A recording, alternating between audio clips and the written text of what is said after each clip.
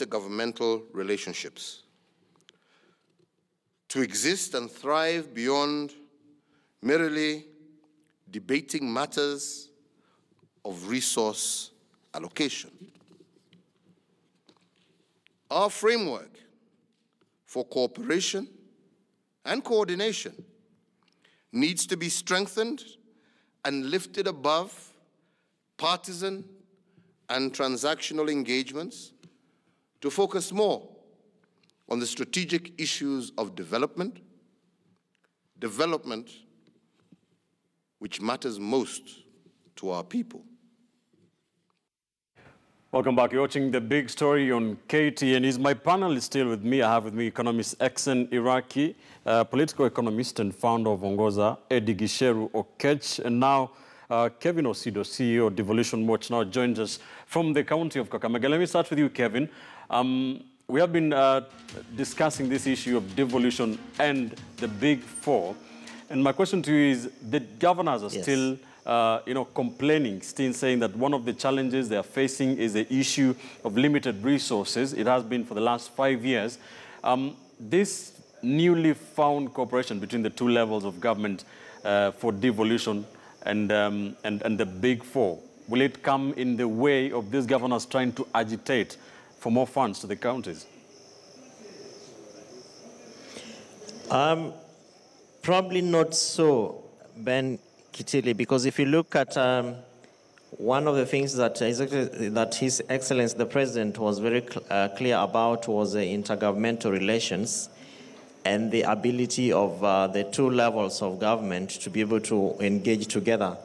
And that really, in my view, really sets the pace for two things. One is to the extent that His Excellency the President wants to be able to protect his legacy, and is therefore more or less setting up a platform for counties to be able to join him in setting up this, more or less in delivering a legacy that will be acceptable to Kenyans. And the second thing, if you listened very clearly to the President, he kept repeating, to the interest of the people, because indeed devolution is supposed to be a system of governance that then meets the expectations of the people and one that is able to respond to the needs of the citizens. And so what the President has been able to do is to extend an olive branch, if I could call it so, so that then he condenses his legacy into 4 big things that then he, in his wisdom and in the wisdom of the people that advise him and in the knowledge of this country, then they are able to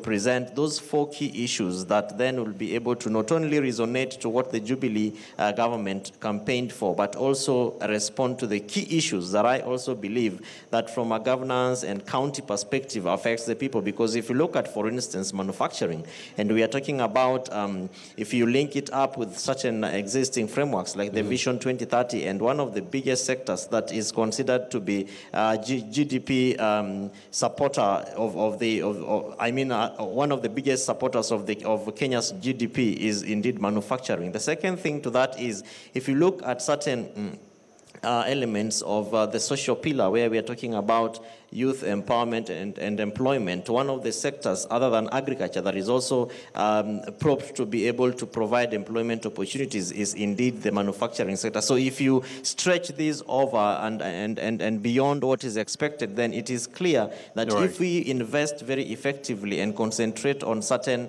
areas that are able to support the economy, then one of those becomes manufacturing. And indeed the President is also talking about housing, and if you look at the springing up of informal settlements, then the question that then begs is, to what extent are Kenyans able to afford houses? And so what platforms is the government putting in place for common citizens to be able to have affordable housing, even in the spirit of our constitution? We are talking about food security, and indeed agriculture is one of the second largest sectors of our, a driver. Yes, exactly. And so what we're saying is that the citizens should be able to feel some of these things, Ben. All right, and Kevin, you've raised very important points, and you've talked about a lot about what the President has promised to do. But on the other side, the Council of the Chairman of the Council of Governors, Joseph Nanok, one of the things he did raise as challenges was that there might be need for restructuring, downsizing, and rationalization of national government ministries in line with the devolved system of government. Would the national government be willing to play ball on this? Indeed, in fact, that is the biggest advice that I could probably give to the national government, because you note that one of the biggest challenges to devolution has been the lukewarmness of national government to be able to embrace county governments, and this has been exhibited in a number of avenues, including certain,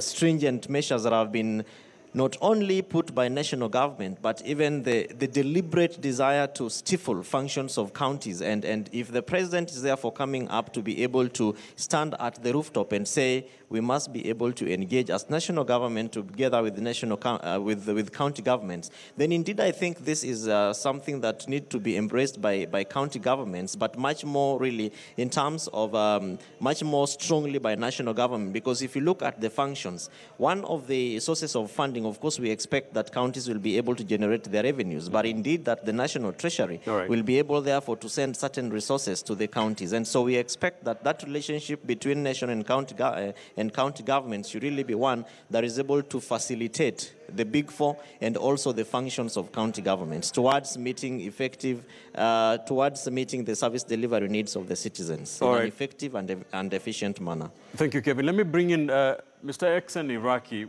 What is the way forward in terms of making sure there is no duplicity of roles between the two levels of government moving forward? I think it's important that we follow the Constitution, because if I look at the ed part of the Constitution, it specifies specifically what is supposed to be done by the national government and what is supposed to be done by the county government. So if we follow the Constitution as it is, then there will be no duplication of the roles.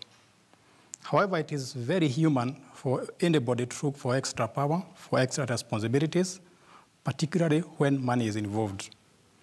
So let's follow the Constitution, and if there are any contentious issues, I believe the two governments can sit together and iron those issues.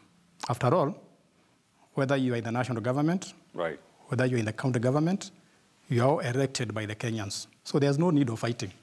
What they should look for is symbiosis. They should look for some synergy so that the two of them can work harmoniously, waste as few resources as possible, and be as productive as possible. And my final question is to you, Eddie. Governor Mandago has talked about the fact that it is not a burden, this partnership between the two levels of government, and in fact it is complementary, saying that it is part of the Jubilee agenda, which him being a Jubilee governor is very much part of. My question to you is a political one. Will we see political will, or will we see the president or the national government having any difficulty implementing this in non-Jubilee so-called led counties? Thanks, Ben. I think that the governor is endorsing a wishful thinking, which is not prescribed within what the citizens that voted Jubilee. Actually, I would actually even speak to Jubilee supporters and Jubilee voters, because, as I said before, Jubilee had a manifesto that me, as a young person reading that kind of manifesto that Jubilee presented, as I was looking at other manifestos to vote for, there were so many things that do address the stress, the poverty level that young people are experiencing in this country, that you cannot balkanize them into only 4 agenda items. So that is number one. It has to be, you have to implement your manifesto, because you cannot be in a train with people and then the train gets into a wreck, and then you leave as a captain, and you get in another train and leave your people there. Number two, why this would be very difficult is that the government is already so much burdened with a lot of debt outside. And it is good that Governor Mandago identified that actually it is not the role of counties to fund this project. So if the counties are going to fund this project, how are you going to finance them? And the last thing is that the devolved systems are not there to be able to make everybody seamless. All counties have got their different priorities, and you cannot have even Jubilee counties losing their priorities to focus on what is nationalistic instead of facilitating their own development. All right. Thank you. It will be interesting to see how this continues to play out. That is all we have time for, gentlemen. Thank you for talking to us on The Big Story tonight. A pleasure talking to you tonight. Ex-Iraqi economist Kevin Osido, CEO Devolution Watch, coming to us live from the county of Kakamega on this second day of the Devolution Conference. And of course, Eddie Gisheru, or Eddie Okech Gisheru, political economist and founder of Ongoza. We did also talk to Jackson Mandago, Uasin Gishu governor. Many thanks for staying with us. We have been talking about devolution and the Big Four, as has been projected by the president. It is a story, a topic we shall continue to focus on all this through this week as the governors, the county governments and the counties, the stakeholders of devolution continue to converge in the county of Kakamega for the 5th Devolution Conference. Many thanks for watching. I'm Ben Kitili. Up next is KTN Prime with Linda Ogutu.